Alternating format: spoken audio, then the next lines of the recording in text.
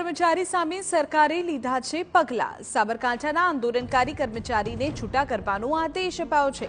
આરોગ્ય કર્મચારીઓએ સરકારના નિર્ણયને ગેરવ્યાજબી ગણાવ્યો। કર્મચારીઓને ડરાવવાનો પ્રયાસ કરવામાં આવ્યો હોવાનો આક્ષેપ છે। કર્મચારીઓએ હવે હડતાળ જે છે તેને યથાવત રાખવાની તૈયારી બતાવી છે। આરોગ્ય સંઘના પૂર્વ મહામંત્રી આશીષ બારોટને છૂટા કરવાનો આદેશ થયો છે। આરોગ્ય વિભાગે અગાઉ અનેક કર્મચારીઓને નોટિસ પણ પાઠવી હતી। આરોગ્ય કર્મીઓ આંદોલન યથાવત રાખતા સરકારે લીધો નિર્ણય।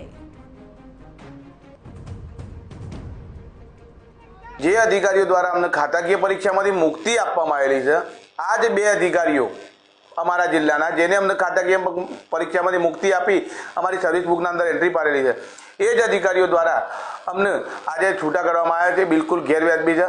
आ फक्त ने फक्त बीवड़ावा माटे अने अमारी हड़ताल तूटी जाए एना माटेनो एक प्रयत्न छे, पण आवुं क्यारे नहीं थाय। कायदाकीय ए लोको जो लड़शे तो कायदाकीय अमे पण लड़वा माटे तैयार छीए। तमे बारोबार अमारी उपर प्रहारो करी रह्या छीए। अरे आ एसमा कानून जो अमे धार्यो होत ने तो कोरोना समय में 2019-20 में आवेला समयगाळामां लगावવો પડે, પણ અમે માનવતાની રૂએ નથી લગાવવા દીધો। અમે દિલથી મોતને ભેટા છીએ। 62 કર્મચારીઓ અમારા શહીદ એ વખતે થયેલા હતા, ત્યારે જરૂર હતી આ બીવરાવાની અને અમારી હડતાલ તોડી પાડવાને જ મુખ્ય મુદ્દો સરકારે ઉઠાવ્યો છે।